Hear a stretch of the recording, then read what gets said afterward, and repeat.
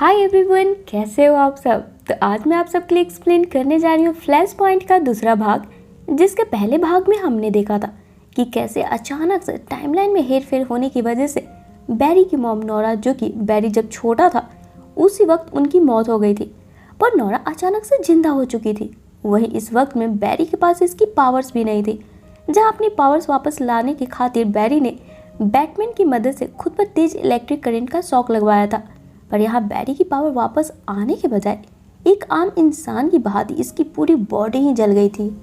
अब इससे आगे की कहानी हम आज के वीडियो में देखने वाले हैं, जिसकी शुरुआत वहीं से होती है जहाँ पर बैरी की पूरी बॉडी जल गई थी। तब बैटमैन यहाँ पर जल्दबाजी में इसके पूरे शरीर पर दवा लगाकर पट्टी से बांध देता है और फिर बैरी पर गुस्सा करता है, ये क्या पागलपंती थी। जवाब में बैरी बोलता है, हमें फिर से ट्राई करना होगा, मैं यूं ही हार नहीं मानने वाला, मुझे अपने असली टाइमलाइन में किसी तरीके से जाना ही है।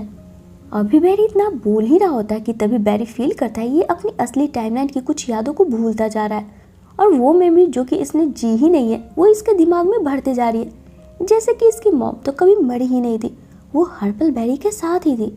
अब यहाँ पर बैरी पूरी तरीके से इस टाइमलाइन में फंसकर ना रह जाए, बैरी दोबारा से छत पे जाता है और बैटमैन को इस बार पिछली बार से भी ज़्यादा तेज लाइटनिंग बोल्ट खुद पर डालने बोलता है, जिसका वोल्टेज इस बार इतना स्ट्रॉन्ग होता है कि जिसके झटके से साइड में खड़ा बैटमैन भी अनबैलेंस होकर छत से नीचे की तरफ गिरने लगता है, जिस पर ये सोच ही रहा होता है कि अब ये कैसे बचे। ऊपर से भागता हुआ सुपर स्पीड से हमारा फ्लैश आता है और बैटमैन की जान बचाकर इसे नीचे उतारता है। यानी कि इस बार बैरी को इसकी पावर्स मिल चुकी थी। जहाँ बैटमैन देखता है बैरी के शरीर के घाव अब पहले से भी ज़्यादा जल्दी से ठीक हो रहे हैं, जिसके बाद अब बैरी यहाँ पर रिवर्स फ्लैश के पीले सूट को फेंक कर अपनी फ्लैश वाले रेड सूट को पहन लेता है और फिर ये लोग आगे क्या करना है उस पर डिस्कशन करने लगते हैं। तब बैटमैन को एक बात सताने लगती है कि अभी कुछ देर पहले तो इस बैरी ने कहा था कि ये अपनी पावर्स की मदद से सब ठीक कर सकता है, और जब इसकी पावर्स लौट आई है ये ऐसा कर क्यों नहीं रहा है। जवाब में बैरी एक्सप्लेन करता है, एक जरा सी लापरवाही टाइमलाइन को और बिगाड़ सकती है। टाइमलाइन ना एक शीशे की परत की तरह होती है जिस पर एक छोटी सी भी पत्थर से खरोच आ जाती है। हमें आगे एक प्रॉपर प्लानिंग की ज़रूरत है। काश मुझे इस वक्त सुपरमैन मिल जाता। और फिर यहाँ बैरी बैटमैन को सुपरमैन की ओरिजिन के बारे में बताना शुरू कर देता है कि सुपरमैन दूसरे प्लैनेट क्रिप्टोन का निवासी है। मेरे असली टाइमलाइन में वो स्पेसशिप के जरिए पृथ्वी पर आया था। जिस पर बैटमैन बोलता है, हाँ वैसे ही एक स्पेसशिप के बारे में मैंने सुना तो है जो कि मेट्रोपोलिस में गिरी थी, पर वो कहाँ से और क्यों आया था और फिलहाल उसका क्या हुआ, मुझे इन सब के बारे में कुछ भी नहीं पता है। पर हाँ, मैं एक शख्स को जानता हूँ जो कि हमारी मदद कर सकता है। और फिर बैटमैन बैरी को लेकर साइबोर्ग के पास आता है और फिर बोलता है, मैं तुम्हारी मदद करने के लिए तैयार हूँ, बदले में तुम्हें भी मेरा एक काम करना होगा। तुम्हें उस स्पेसशिप की जानकारी मेरे लिए लानी होगी जो कि कई साल पहले मेट्रोपोलिस में गिरी थी। जिसे सुन साइबोर्ग यहाँ पर मात्र कुछ ही घंटों में सारी जानकारी इकट्ठा कर लाता है और फिर इन्हें बताना शुरू करता है। उस स्पेसशिप को गवर्नमेंट ने अपने अंदर जब्त कर लिया था। ये एक सीक्रेट प्रोजेक्ट है सुपरमैन के नाम से, और साथ ही उस स्पेसशिप में सब्जेक्ट 1 नाम का एक चीज़ भी निकली थी। अब इतना पता चलते हैं बैरी के कहने पर अब ये तीनों यानी कि बैरी, साइबोर्ग और बैटमैन सुपरमैन को छुड़ाने निकल पड़ते हैं। जहाँ पर काफ़ी मुसीबतों का सामना करने के बाद और यहाँ पर गार्ड्स को मारने के बाद ये लोग गवर्नमेंट के उस प्राइवेट फैसिलिटी में पहुँचते हैं जहाँ पर सुपरमैन कैद था। जहाँ सुपरमैन इन तीनों को देखकर काफ़ी घबरा जाता है, क्योंकि इस टाइमलाइन के अकॉर्डिंग सुपरमैन जब से पृथ्वी पर गिरा था वो इसी कैद में था। यानी कि ये इस वक्त सिर्फ क्लार्क है, सुपरमैन तो बना ही नहीं है। इसके बावजूद भी बैरी यहाँ पर क्लार्क को समझाता है, हमसे डरने की ज़रूरत नहीं है, हम दोस्त हैं, हम तुम्हें यहाँ से छुड़ाने आए हैं। जिसके बाद अब ये चारों यहाँ से बाहर निकलते हैं।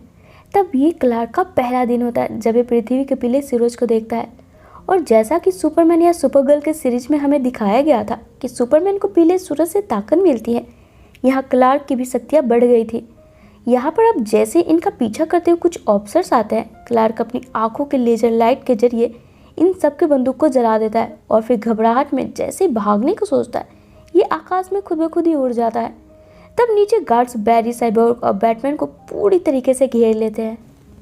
तभी अचानक से यहाँ पर गुलाबी रंग, फिर धूल, फिर पत्थर के टुकड़े गिरने लगते हैं, जिसके जरिए आधे ऑफिसर्स यहाँ पर घायल हो जाते हैं। यहाँ पर अब किसी को ये समझ में नहीं आ रहा होता कि आखिर ये सब चल क्या रहा है।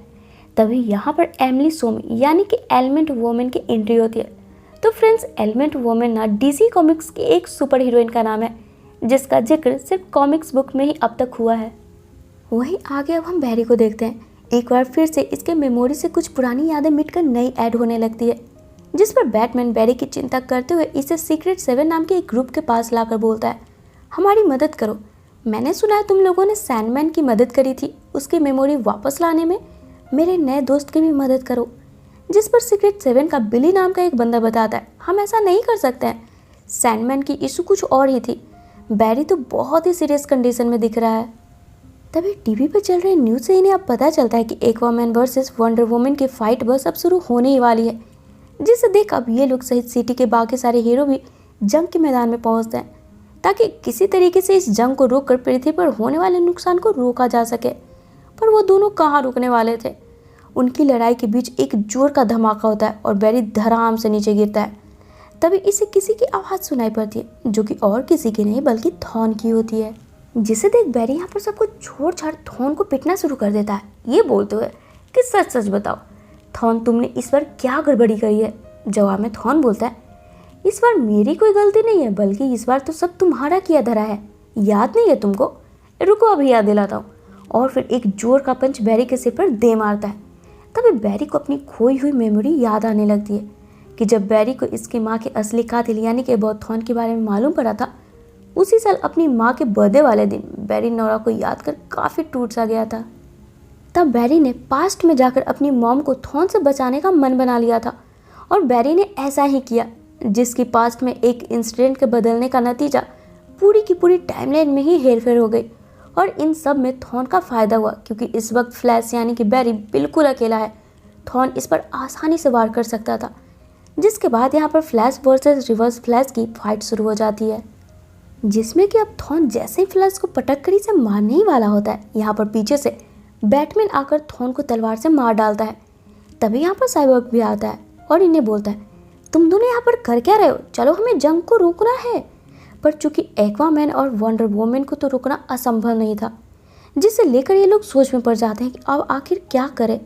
तभी यहाँ पर ऊपर से क्लार्क यानी कि सुपरमैन आता है, जो आते ही एक तरफ एक्वामैन और दूसरी तरफ वंडर वुमन को धक्का दे देता है और फिर इन्हें शांत करने की कोशिश करने लगता है, क्योंकि सुपरमैन की पावर्स भी इन दोनों की टक्कर की थी। तब इधर अब हम बैटमैन को देखते हैं, जो कि बैरी को बोलता है, इस जंग को अब तुम ही खत्म कर सकते हो, भागो फ्लैश भागो, टाइमलाइन को वापस से पहले की तरह करो, वरना पूरी दुनिया बर्बाद हो जाएगी। तब यहाँ पर बैटमैन की बात को मानकर फ्लैश यहाँ से निकल पड़ता है और पहले तो नोरा यानी कि इस वक्त वाली अपनी माँ के पास आकर बताना शुरू करता है कि ये अपनी माँ नोरा से कितना प्यार करता है, और साथ ही ये भी कि नोरा को बचाने के खातिर बैरी ने पूरी दुनिया को ही संकट में डाल रखा है। बैरी से बहुत बड़ी गलती हो गई है। और फिर ये अपनी माँ को आखिरी बार गले लगाकर पूरी स्पीड से अपने रियल टाइमलाइन के कुछ मेमोरी को याद कर फाइनली अपने वक्त में पहुंच जाता है। ठीक उस वक्त जब ये सीसीपीडी में अपने कलीग फॉरेस्ट से अल्केमी मर्डर केस के बारे में बातें कर रहा था। अब इसके बाद एपिसोड के आखिर में बैरी यहाँ से सीधे गॉथम सिटी बैटमैन को मिलने जाता है, ये कंफर्म करने के लिए कि ये असली बैटमैन ब्रूस ही है ना। तब यहाँ पर ब्रूस ही होता है। तब जाकर बैरी को तसल्ली होती है कि अब सब ठीक है। और इसी के साथ ये एपिसोड यहीं पे ख़त्म हो जाती है। तो फ्रेंड्स, ये थी मेरी आज की वीडियो। अगर आपको पसंद आई हो तो इसे लाइक और शेयर करना बिल्कुल ना भूलें। साथ ही अगर आप मेरे चैनल पर न्यू हो तो इसे ऑल बेल नोटिफिकेशन के साथ सब्सक्राइब भी जरूर कर ले, ताकि मैं जब भी इसका नेक्स्ट पार्ट डालूँ आपको उसका नोटिफिकेशन मिल जाए और मुझे आप सबका सपोर्ट। तो चलिए फिर मिलते हैं अपने नेक्स्ट वीडियो में। Till then take care and bye bye.